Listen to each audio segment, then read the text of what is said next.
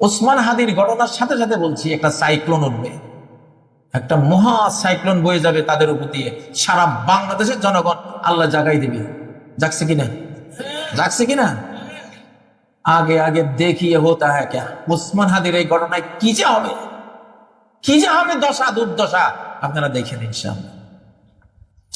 জুলাই যুদ্ধ, ওসমান হাদি মৃত্যু সজ্জায়, তার শারীরিক অবনতি, তার জন্য দোয়া করুন, অবশ্যই দোয়া করি। সারা বাংলাদেশ তার জন্য দোয়া করছে, সারা পৃথিবী তার জন্য দোয়া করছে। বুঝেন না? কেমন জানি আল্লাহ তাআলা আমাদের এই 24-এর প্রজন্মকে এত পছন্দ করেছে, এদের কারো কিছু হইলে গোটা পৃথিবী যেন কাঁদে থাকে। এমনিতেই ফারুকমা বাইনাহুম ওয়া বাইনানা আল জানাইজ, একটা মানুষের জানাজার পরে মানুষ কি করে এটা দিয়ে বুঝবা মানুষটা ভালো না খারাপ। ঠিক না বেঠিক?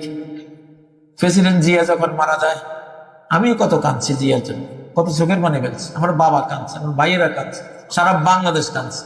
কিন্তু জিয়ার আগে আরেকজন তো মরছে, হ্যাঁ, মিষ্টি বিতরণ হয়েছে, মানুষ কাছে ফেরাউন মরছে।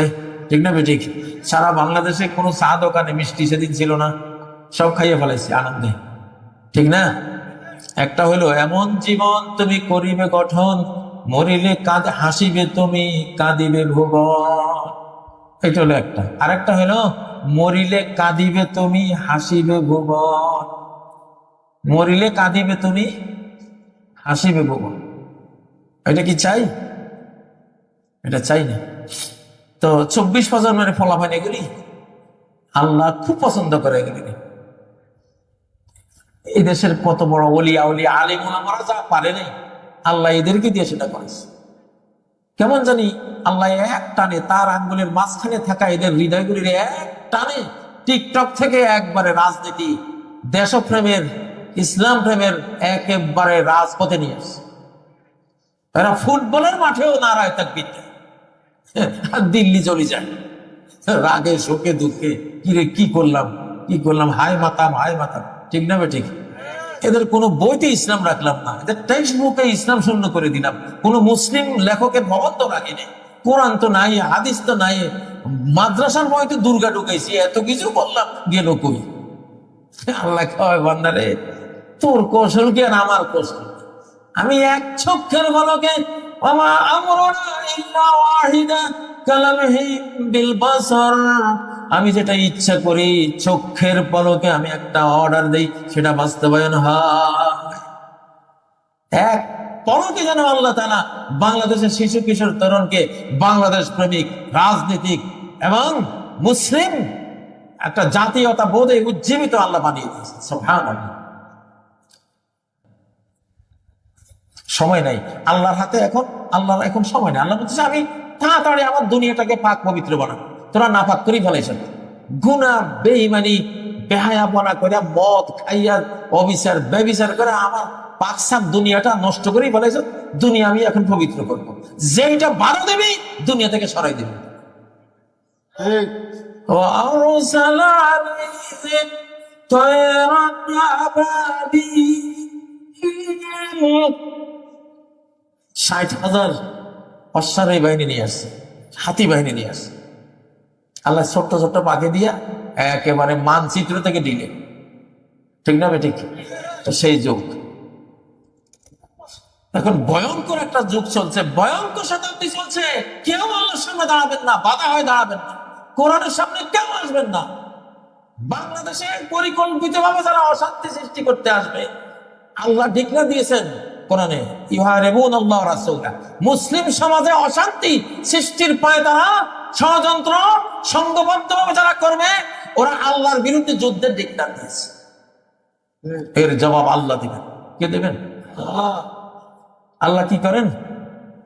কুলুবুল ইবাদ বাইনা আসবাইনি মিন আসাবির রহমান, সকল বান্দাবান্দির হৃদয় আল্লাহর 2 আঙ্গুলের মাঝখানে ঘুরাই দিছে।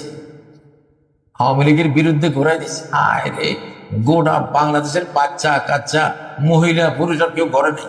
ঠিক না বেঠিক? এই ঘুরানি এটা মারছে কে? এখন আবার ওসমান হাদির ঘটনা, আবার ঘুরানি মারছে। দেখেন কি অবস্থা হয়। উচিত হলো তওবা ইস্তেগফার করে যে আমি মুসলিম, আমি বাংলাদেশকে ভালোবাসি, আমি আমার ধর্মকে ভালোবাসি, মাতৃভাষা ভালোবাসি, আমি এই দেশের সেবা করব, আমি ভালো হয়ে যাব, এটা হলো রাস্তা, ঠিক না? এটা ছাড়া যে পথে যাবে ওটা মরার পথ। কারণ এই শতাব্দীতে টাইম নাই। এখন আগামী 50-60 বছরের মধ্যে গোটা পৃথিবীকে আল্লাহ মুসলিম বানাবেন, ইমাম মাহদী আসবে, আকাশ থেকে ঈসা আলাইহিস সালাম আসবে, সারা পৃথিবীকে আল্লাহ শেষ জামানার ইসলাম, শেষ বিশ্বায়ন, শেষ গ্লোবালাইজেশন করিয়ে মুসলিম উম্মাহকে আখিরাতের দিকে নিয়ে যাবে। সময় কম, সময় কম। এই জন্য এসব খারাপ পথে যাইতে নাই, গেলে সমস্যা হবে। জামাতে ইসলামী এক হিন্দু লোককে নমিনেশন দিয়েছে, হিন্দু লোক দিয়ে কি ইসলাম কায়েম করা যাবে কিনা?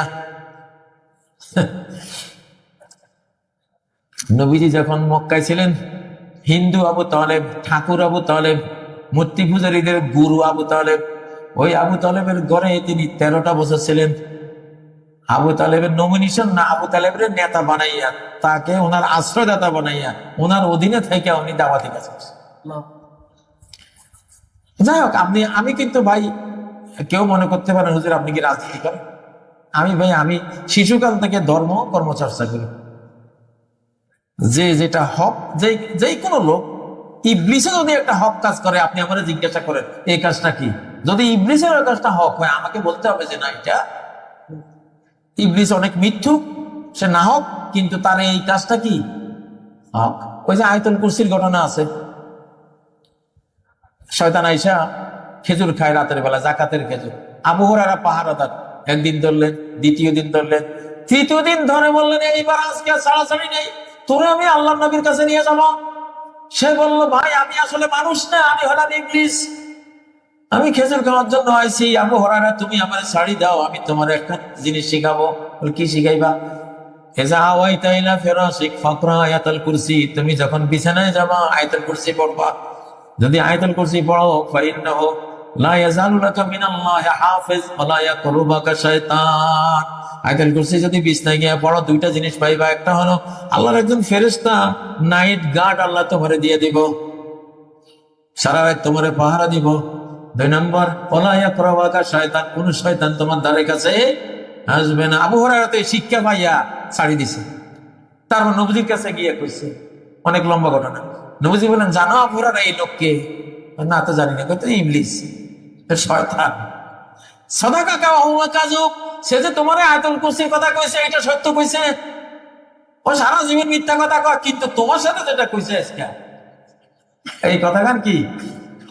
তাহলে ইসলামের নীতি কি? সত্য যদি হয়, ফেরাউনে কোক, ইবলিসে কোক, শয়তানে কোক, সেটা কি? সেটা ইসলামের জিনিস। সেটা কার জিনিস? আয়াতুল কুরসির ফজিলত, এটা তো ইসলামের জিনিস। তো সে যেহেতু বলছে জিনিসটা ইসলামের, জিনিসটা সত্যভাবে বলছে, আমি কি বলতে পারি ইবলিসে কইছে কা এটা মানি না? তাহলে তাহলে ইসলাম অমান্য করা হবে না, ঠিক না বেঠিক?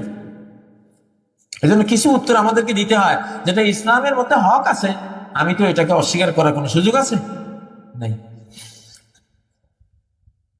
ভারতের পরিকল্পনায় নাকি ওসমান হাদির উপর হামলা হয়েছে, এটা কতটুকু সত্য? এটা তো 100 ভাগের মধ্যে 500 ভাগ সত্য। 100 ভাগের মধ্যে 500 ভাগ সত্য। আমি আমার পারিবারিক ঝামেলার জেরে মেজাজ হারিয়ে আমার 9 মাসের অন্তঃসত্ত্বা স্ত্রীকে একই সাথে, না তালাকের মশলা মুখে হয় না, লিখিত দিতে হবে। এটা সারা বিশ্বে এটা নিয়ম, আরব বিশ্ব সহ মুসলিম বিশ্বে তালাকের মশলা মুখে হবে না। মস্ত বড় হারাম হালালের জিনিস না, বৈধ অবৈধ জান্নাত জাহান্নামের বিষয়, জীবন মরণের অবস্থা। এইটা ভালো করে লিখবেন, লিখে মুফতির কাছে যাবেন, বসবেন, উনি লিখিত আপনাকে দেবেন যে এই যদি বলে থাকেন, এই যদি হয়ে থাকে, তাহলে এইটা হলো উত্তর। নাহলে হয় কি, অনেক সময় দেখা যায় স্বামীরা যেভাবে কইছে ওইভাবে কইলে তালাক হয়, পরে আবার ঘুরে গেছে, আছে না এরকম? তখন মুফতি সাহেব বিপদে পড়বো, দরকার নেই। এজন্য তালাকের মাসলা মুখে হয় না। হুজুর আমার স্ত্রী প্রায় সময় টিকটক নিয়ে ব্যস্ত থাকে, এতে করে সন্তান ও পরিবারের উপর বাজে প্রভাব পড়ে। টিকটক আর স্ত্রী সম্পর্কে কিছু বলুন। কি কইতাম রে ভাই?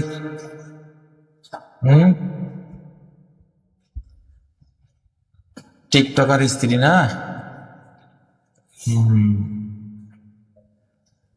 এটা ঠিক না। ভাইরা, টিকটকার স্ত্রীর শেষ পরিণতি কি হবে জানেন? বৃদ্ধাশ্রম। তুমি যেমন আমার শৈশবে টিকটক নিয়ে ব্যস্ত ছিলা, আমার একটু ভালো করে পড়াও নাই, আমার একটু ভালো করে স্নেহ মায়া দেওয়া নাই, টিকটক নিয়ে ব্যস্ত ছিলা, আমি খাবার চাইছি, বিরক্তি বোধ করছো, কারণ তোমার টিকটকের ওই দৃশ্য তোমার দেখতে ব্যাঘাত হয়, এই জন্য আমারে তুমি বকাঝকা দিছ, ঠিক না বেঠিক? টিকটকের কারণে আমারে তুমি ঠিক মতো ঘুম পাড়াও নাই, আমি পেশাব করে আমার আমার লুঙ্গি পায়জামা পরাইছি, একটু সাফ করে দেওয়া নাই। টিকটকের কারণে তুমি আমার উপরে রুক্ষ ব্যবহার করছো, টিকটক দেখলে মেজাজ কি হয়, খিটখিটা হয়, খিটখিটা হয়। টিকটকের কারণে আমি ওই সময় গিয়ে তোমার কাছে কাঁদছি, থাপ্পড় মারছো, ঠিক না বেঠিক? তাইলে এই মা দেখবেন, এই টিকটকার মা শেষ পরিণতি কি হবে জানেন? ওই ছেলে বিয়ে করে শ্বশুরবাড়ি থাকবে, এই মায়ের খোঁজ খবর নিবে না। আদারতানি ওয়ালিদান ফাআদারতুকে শাইখাতান। ওরে মা, তুই আমার শৈশবে আমারে বরবাদ করে দিয়েছিস, আমি তোর বার্ধক্যে তোরে বরবাদ করে দিলাম। কামাতাদিনু তুদান, যেমন কর্ম তেমন ফল। তুমি যদি ভালো ফল পেতে চাও তাহলে শোনো আল্লাহ কি বলেন, ও কুর রব্বির রহমহুমা কামা রাব্বায়ানি সগীরা। আমার মা রব্বায়ানি কতভাবে সুন্দরভাবে তার বিয়ে করছে, কত আদর করে পালছে, কত পেশাব করে গা ভরা বাসায় দিয়েছি, তারপরও নিজে ভিজার মধ্যে থাকে আমারে শুকনা কাপড়ে ঘুম দেওয়াইছে, ঠিক না বেঠিক? নিজের সব কাজ ফেলাই থইয়া আমি কাঁদছি, আমার জন্য রান্না করে আমারে খাওয়াইছে। কামার রব্বায়ানি সগীরা, আমারে কোরআন শেখাইছে। নিজের টিকটক দেখতে মন চাইছে, টিকটক দেখে নাই, কারণ আমি নষ্ট হব। আমিও যদি টিকটকার হয়ে যাই, মা আমার টিকটকার হওয়ার ভয়ে নিজে টিকটকার হয় নাই, টিকটক থেকে তওবা করেছে।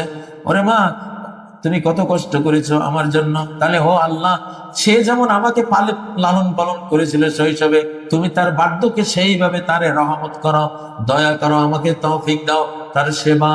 ঠিক নয় কি? ঠিক নয় কি? কামাতাদিনু তুদান। অতএব টিকটকার মা বড় সিরিয়াস ঝুঁকির মধ্যে পড়ে যাবে সামনের জীবনে।